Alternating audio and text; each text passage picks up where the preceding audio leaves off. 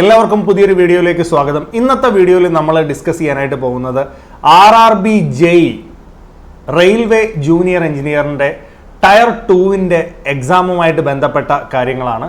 അതിൽ തന്നെ ഇലക്ട്രോണിക്സ് ബ്രാഞ്ചുമായിട്ട് ബന്ധപ്പെട്ട ടയർ 2-ൻ്റെ ടോപ്പിക്കുകളാണ് ഞാൻ ഇന്നത്തെ വീഡിയോയിൽ ഡിസ്കസ് ചെയ്യുന്നത്. അപ്പോൾ റെയിൽവേ ജൂനിയർ എഞ്ചിനീയർ എക്സാം കഴിഞ്ഞിട്ടിരിക്കുന്നവരാണെങ്കിൽ, ഇപ്പോൾ അതിൻ്റെ ടയർ 1 പരീക്ഷ കഴിഞ്ഞു, ഇനി ടയർ 2 എക്സാമിന് കാത്തിരിക്കുന്നവരാണെങ്കിൽ, അതല്ല നിങ്ങൾ അടുത്ത പ്രാവശ്യത്തെ റെയിൽവേ ജൂനിയർ എഞ്ചിനീയർ എക്സാമിന് വേണ്ടി ട്രൈ ചെയ്യാനായിട്ടിരിക്കുന്നവരാണെങ്കിലും നിങ്ങൾ മസ്റ്റായിട്ടും ഈ വീഡിയോ കാണാനും അതിലൂടെ എന്തൊക്കെയാണ് ഈ ടയർ 2 എക്സാമിന് പഠിക്കേണ്ടതെന്നും കൃത്യമായിട്ട് നിങ്ങൾ എന്ത് ചെയ്യുക, മനസ്സിലാക്കുക. RRB JEEയുടെ ടയർ 1 എന്ന് പറയുന്നത് പ്യുവർലി നോൺ ടെക്നിക്കൽ എക്സാം ആണ്. നിങ്ങൾക്കറിയാം, മാത്സ്, റീസണിങ്, അതുപോലെ തന്നെ ജനറൽ സയൻസ്, ജനറൽ അവയർനെസ് വരുന്ന പ്യുവർലി ഒരു നോൺ ടെക്നിക്കൽ എക്സാം തന്നെയാണ് RRB JEEയുടെ ടയർ 1 എക്സാം എന്ന് പറയുന്നത്. എന്നാൽ ടയർ 2 എക്സാം എന്ന് പറയുന്നത് നമ്മുടെ ടെക്നിക്കലായിട്ടുള്ള സബ്ജക്റ്റും അതിൻ്റെ കൂടെ തന്നെ ഒരു 50 മാർക്സ് നമ്മുടെ നോൺ ടെക്നിക്കലൂടെ ചേരുന്നതാണ് എന്തെന്ന് പറയുന്നത് ടയർ 2 എക്സാം എന്ന് പറയുന്നത്. അപ്പോൾ ഇന്നത്തെ വീഡിയോയിൽ ഞാൻ പ്രധാനമായും നിങ്ങളെ പരിചയപ്പെടുത്താനായിട്ട് പോകുന്നത് ഇലക്ട്രോണിക്സ് എടുത്തതിന് ശേഷം, ഇലക്ട്രോണിക്സ് സബ്ജക്റ്റ് ബിടെക് ഡിപ്ലോമയൊക്കെ കഴിഞ്ഞ് RRB JEE ടയർ 1 എക്സാം കഴിഞ്ഞ് ടയർ 2 എക്സാമിലേക്ക് ട്രൈ ചെയ്യാനായിട്ട് ആഗ്രഹിക്കുന്നവർ, അതുപോലെ തന്നെ ഇനി നെക്സ്റ്റ് വർഷം വരുന്ന RRB JEE എക്സാമിന് വേണ്ടി പ്രിപ്പയർ ചെയ്യണമെന്ന് ആഗ്രഹിക്കുന്നവർ, എന്തൊക്കെയാണ് ടയർ 2-ന് പഠിക്കേണ്ടതെന്ന് അറിയേണ്ടവർക്ക് കൃത്യമായി ഞാൻ ഈ വീഡിയോയിൽ ആ കാര്യങ്ങൾ പറഞ്ഞുതരാം. ആദ്യം എനിക്ക് നിങ്ങളെ ഫസ്റ്റ് ഇൻട്രൊഡ്യൂസ് ചെയ്യാനുള്ളത് ഇതിൻ്റെ സിലബസ് തന്നെയാണ്.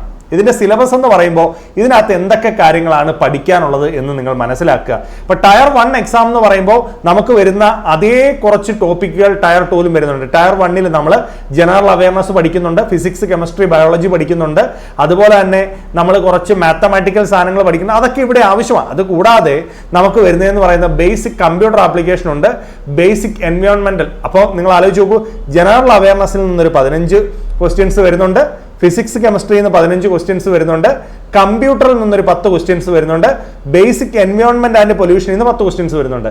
അങ്ങനെ ഇത്രയും ചേർത്തിട്ട് ഒരു 50 മാർക്സ് കിടപ്പുണ്ട്. ഏതാണ്? നോൺ ടെക്നിക്കൽ പാർട്ടിൽ നിന്ന് ഒരു 50 മാർക്സിന്റെ ക്വസ്റ്റ്യൻസ് ഉണ്ട്. അപ്പോൾ നമ്മുടെ ടയർ 1-ലെ കുറച്ച് സാധനങ്ങൾ ഒഴിവാക്കിയിട്ടുണ്ട്. ഏതാണെന്ന് വെച്ചാൽ മാത്സ്, റീസണിങ് ഒഴിവാക്കിയിട്ടുണ്ട്.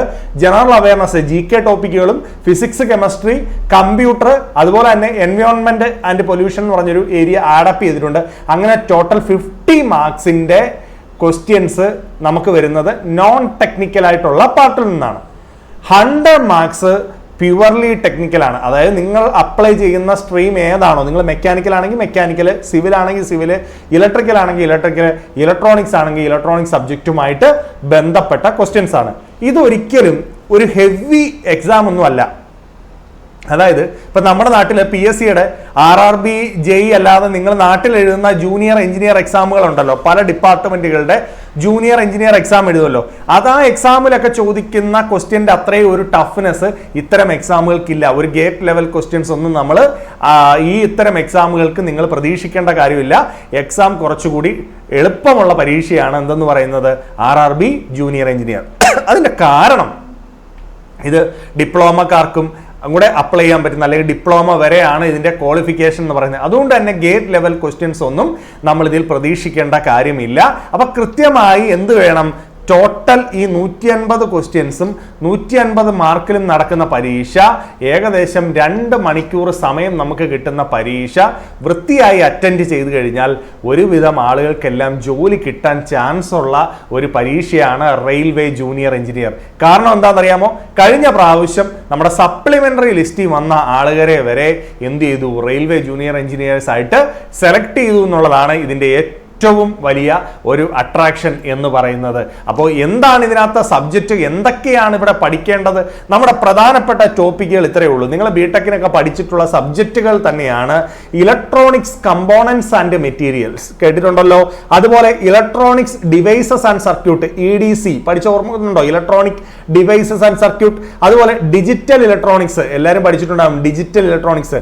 അതുപോലെ ലീനിയർ ഇന്റഗ്രേറ്റഡ് സർക്യൂട്ട് പഠിച്ചിട്ടുണ്ട്, LIC പഠിച്ചിട്ടുണ്ട്. മൈക്രോ പ്രോസസർ എല്ലാവരും പഠിച്ചിട്ടുണ്ട്, 80, 85, 86 മൈക്രോ പ്രോസസറുകളെ കുറിച്ച്. അതുപോലെ ഇലക്ട്രോണിക് മെഷർമെന്റ്സുകളെ കുറിച്ച് പഠിച്ചിട്ടുണ്ട്. കമ്മ്യൂണിക്കേഷൻ എഞ്ചിനീയറിംഗ് പഠിച്ചിട്ടുണ്ട്. Data communication and electronics and communication, data communication and network. അതുപോലെ കമ്പ്യൂട്ടർ പ്രോഗ്രാമിംഗ് എന്ന് പറയുമ്പോൾ C++ പ്രോഗ്രാമിംഗ് ആണ് ഉദ്ദേശിക്കുന്നത്. അതുപോലെ ബേസിക് ഇലക്ട്രിക്കൽ എഞ്ചിനീയറിംഗിന്റെയും കമ്പ്യൂട്ടർ എഞ്ചിനീയറിംഗിന്റെയും ബേസിക് ആയിട്ടുള്ള കുറച്ച് കാര്യങ്ങളും ഇലക്ട്രോണിക്സ് ആൻഡ് കമ്മ്യൂണിക്കേഷൻ എന്ന് പറയുന്ന ബ്രാഞ്ചിലെ കോറായിട്ടുള്ള ടോപ്പിക്കുകളും ചേരുന്നതാണ് എന്തെന്ന് പറയുന്നത് നമ്മുടെ ഈ സബ്ജക്ട് എന്ന് പറയുന്നത്. പല ആളുകളും പല സ്റ്റുഡൻസും ഇതിനെ ഒരു ഭയങ്കര ഭീതിയായിട്ട് കാണും. ഇതിൽ ഒത്തിരി കാര്യങ്ങൾ പഠിക്കണം സാർ, അല്ലെങ്കിൽ ഇതിന് നമ്മളെ ഒരു ടെക്നിക്കൽ എക്സാമിന്റെ ഏറ്റവും പിന്നെ ഡീപ്പായിട്ടുള്ള അങ്ങനെയൊന്നും പഠിക്കണ്ട. ഒബ്ജക്റ്റീവ് ടൈപ്പിൽ പ്രീവിയസ് ഇയർ ചോദിച്ചിട്ടുള്ള ക്വസ്റ്റ്യൻസും അതുപോലെ സമാന ക്വാളിഫിക്കേഷനിൽ വരുന്ന പരീക്ഷകളുടെ ക്വസ്റ്റ്യൻസും ലെവലിൽ മാത്രം നിങ്ങൾ പ്രിപ്പയർ ചെയ്താൽ മതി. ആവശ്യമില്ലാത്ത പ്രിപ്പറേഷനും ഇവിടെ ആവശ്യമില്ല. കൃത്യമായി ഈ ടോപ്പിക്കുകൾ ഇതിനകത്ത് വരുന്ന ഓരോ കണ്ടന്റുകളും വൃത്തിയായി പഠിച്ചു കഴിഞ്ഞാൽ ഉറപ്പായിട്ടും നിങ്ങൾക്ക് എന്ത് ചെയ്യാൻ സാധിക്കും? ടയർ 2 എക്സാം നന്നായി എഴുതാനും ക്വാളിഫൈ ചെയ്യാനും സാധിക്കുന്നത് മാത്രമേ ഉള്ളൂ. അപ്പോൾ ഈ സിലബസിലെ ഈ സബ്ജക്റ്റുകൾ ഏതൊക്കെയാണ്, ഇത്രയും സബ്ജക്റ്റ് നമുക്ക് പഠിക്കാനുണ്ട് എന്ന് കൃത്യമായി മനസ്സിലാക്കുക. ഒരു ടോപ്പിക്കും വിടാതെ അത് പഠിക്കുക. ഓക്കെ, അപ്പോൾ ദിശ അക്കാഡമിയുടെ ദിശ ലേണിംഗ് ആപ്ലിക്കേഷനിലൂടെ നമ്മൾ ഈ RRB JEയുടെ ടയർ 2ന്റെ ക്ലാസ്സുകൾ കൊടുക്കുന്നുണ്ട്. മെക്കാനിക്കൽ, സിവിൽ, അതുപോലെ തന്നെ ഇലക്ട്രോണിക്സ് ബ്രാഞ്ചുകളുടെ ക്ലാസ്സുകൾ നിങ്ങൾക്ക് ദിശ ലേണിംഗ് ആപ്ലിക്കേഷനിൽ അവൈലബിൾ ആണ്. അപ്പോൾ താല്പര്യമുള്ളവർ ഈ നമ്പറിൽ കോൺടാക്ട് ചെയ്ത് കഴിഞ്ഞാൽ നിങ്ങൾക്ക് അതിന്റെ ഡീറ്റെയിൽസും കാര്യങ്ങളും എല്ലാം പറയും. അപ്പോൾ ഈ നമ്പേഴ്സ് നിങ്ങൾ പ്രത്യേകം ശ്രദ്ധിച്ച് ഈ നമ്പറിൽ കോൺടാക്ട് ചെയ്താൽ ടയർ 2 എക്സാമിന് വേണ്ടിയിട്ടുള്ള കണ്ടന്റ്സ് ദിശ ലേണിംഗ് ആപ്ലിക്കേഷനിലൂടെ ഓൺലൈനായിട്ട് നിങ്ങൾക്ക് ലഭിക്കുന്നതായിരിക്കും. അപ്പോൾ ചാൻസ് ഉള്ള ആളുകളെല്ലാം പ്രിപ്പയർ ചെയ്യുക. അടുത്ത വർഷത്തേക്ക് പ്രിപ്പയർ ചെയ്യാൻ ആഗ്രഹിക്കുന്ന ആളുകളും ട്രൈ ചെയ്ത് തുടങ്ങുക. ഫുൾ കോഴ്സായിട്ടും ടെക്നിക്കൽ മാത്രമായിട്ടും നിങ്ങൾക്ക് എന്ത് ചെയ്യാം? സെലക്ട് ചെയ്യാവുന്നതാണ്. ഇനി ഏതൊക്കെയാണ് ഇതിനകത്തെ നമ്മുടെ topic? Electronic components and material എന്ന് പറഞ്ഞാൽ കമ്പോണന്റുകളെ കുറിച്ചാണ്. എന്താണ് കണ്ടക്ടേഴ്സ്, സെമി കണ്ടക്ടേഴ്സ്, ഇതെല്ലാം നിങ്ങളൊന്ന് നോട്ട് ചെയ്ത് വെച്ചേക്കണം കേട്ടോ. മാഗ്നറ്റിക് മെറ്റീരിയൽസ് ഈ പോയിന്റുകളാണ് കേട്ടോ. Jointing, cleaning materials, cells, batteries, relays, switches, ഇതുമായിട്ട് ബന്ധപ്പെട്ട റിലേറ്റഡ് ഫാക്റ്റുകൾ കൂടി നമ്മൾ പഠിക്കേണ്ടതായിട്ടുണ്ട്. അതെല്ലാം കൃത്യമായി ക്ലാസ്സുകളിലൂടെ എന്തൊക്കെയാണ് ഈ ഏരിയയിൽ നിന്ന് ചോദിക്കാൻ ചാൻസ് ഉള്ള ഒബ്ജക്റ്റീവ് ടൈപ്പ് ക്വസ്റ്റ്യൻസ് എന്നുള്ളത് എടുത്തുകൊണ്ടായിരിക്കും വരുന്നത്. അപ്പോൾ സ്ക്രീൻഷോട്ട് എടുത്ത് വേണമെങ്കിൽ നിങ്ങൾ ഈ സിലബസ് ഓരോന്നായിട്ട് കളക്ട് ചെയ്ത് വെക്കുക. അതുപോലെ തന്നെ എല്ലാവരും കേട്ടിട്ടുണ്ട് ഡിവൈസുകൾ എന്ന് പറയുമ്പോൾ ഏതൊക്കെയാ? ഡയോഡുകൾ, ട്രാൻസിസ്റ്റേഴ്സ് അല്ലേ? ഡയോഡുകൾ, ട്രാൻസിസ്റ്റേഴ്സ്, ആംപ്ലിഫയർ, ഓസിലേറ്റർ, ഇവയെല്ലാം വളരെ കൃത്യമായിട്ട് ഇത് ഓരോന്നിന്റെയും വർക്കിങ്ങും ഡീറ്റെയിൽസും ആയിട്ട് കൃത്യമായിട്ട് നിങ്ങൾക്ക് ടോപ്പിക് വൈസ് കവറപ്പ് ചെയ്യുന്നുണ്ട്. അല്ലെങ്കിൽ നിങ്ങൾ പ്രിപ്പയർ ചെയ്യുന്നവർ ഈ ടോപ്പിക്ക് ഓർഡറിൽ തന്നെ എന്ത് ചെയ്യുക? പഠിച്ചു പോകാനായിട്ട് ശ്രമിക്കുക. അപ്പോൾ ഇലക്ട്രോണിക് ഡിവൈസസ് ആൻഡ് സർക്യൂട്ടിനകത്ത് വരുന്ന പ്രധാനപ്പെട്ട ടോപ്പിക്കുകളാണ് ഞാൻ നിങ്ങളെ പരിചയപ്പെട്ടത്. Multi vibrator, counters, rectifiers, inverter and UPS, ഇത്രയും കാര്യങ്ങൾ നമുക്ക് എന്തുണ്ട്? ടോപ്പിക് ഓർഡറിൽ തന്നെ ഇലക്ട്രോണിക് ഡിവൈസസ് ആൻഡ് സർക്യൂട്ട്സിൽ പഠിക്കേണ്ടതായിട്ടുണ്ട്. ഇതിന്റെ റിലേറ്റഡ് ഫാക്ട് കൂടി ഇതിന്റെ ഒപ്പം പറയും. പിന്നെ ഡിജിറ്റൽ ഇലക്ട്രോണിക്സ് എന്തൊക്കെയാ?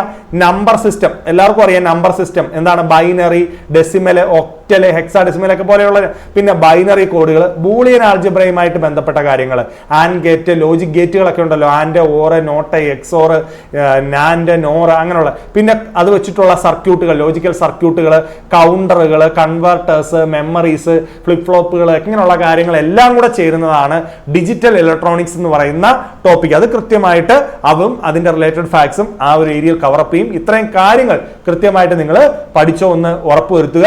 അതുപോലെ തന്നെ LIC എന്ന് പറഞ്ഞ സബ്ജക്റ്റിനകത്ത് വരുന്നത് ഇൻട്രഡക്ഷൻ ഓഫ് ഓപ്പറേഷണൽ ആംപ്ലിഫയർ ഉണ്ട്, ലീനിയർ ആപ്ലിക്കേഷൻ ഉണ്ട്, നോൺ ലീനിയർ ആപ്ലിക്കേഷൻ ഉണ്ട്, വോൾട്ടേജ് റെഗുലേറ്റേഴ്സ് ഉണ്ട്, ടൈമേഴ്സ് ഉണ്ട്, ഫേസ് ലോക്ക് ലൂപ്പ് ഉണ്ട്. ഇങ്ങനെയുള്ള കാര്യങ്ങളും റിലേറ്റഡ് ഫാക്ട്സുമാണ് LIC ലീനിയർ ഇന്റഗ്രേറ്റഡ് സർക്യൂട്ടിനകത്ത് പഠിക്കേണ്ടതായിട്ടുള്ളത്. അതും അതിന്റെ ഒബ്ജക്റ്റീവ് ടൈപ്പ് ക്വസ്റ്റ്യൻസ് മോഡലിൽ കൃത്യമായിട്ട് സബ്ജക്റ്റും ക്വസ്റ്റ്യൻസും നിങ്ങൾക്ക് ഡിസ്കസ് ചെയ്യാം, പഠിക്കാം. അതുപോലെ മൈക്രോ പ്രോസസർ എന്ന് പറയുമ്പോൾ എന്തൊക്കെയാ വരുന്നത്?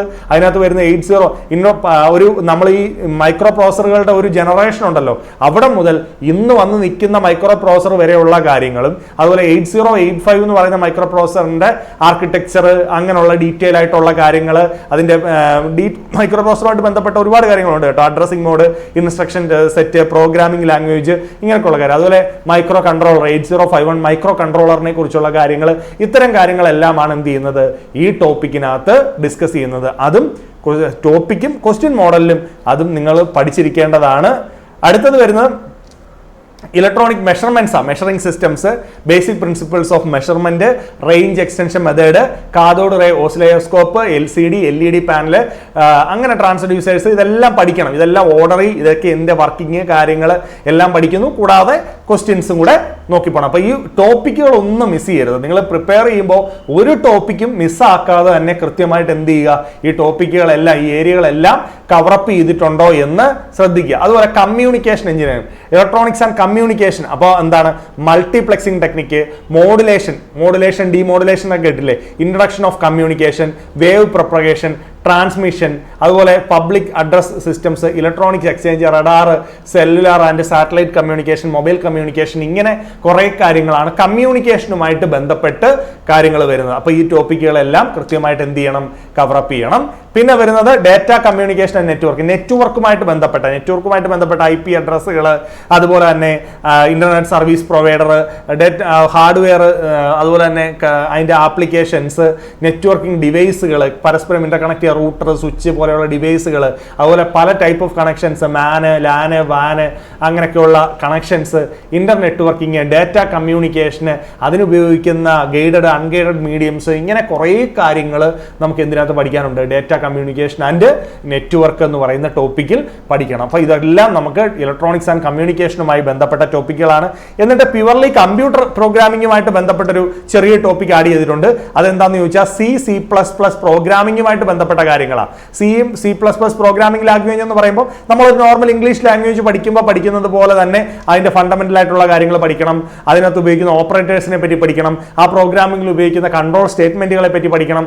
ഫംഗ്ഷൻസ്, അറേസ്, പോയിന്റർ പോലെയുള്ള പ്രോഗ്രാമിനകത്ത് ഉപയോഗിക്കുന്ന ഫീച്ചേഴ്സിനെ പറ്റി പഠിക്കണം.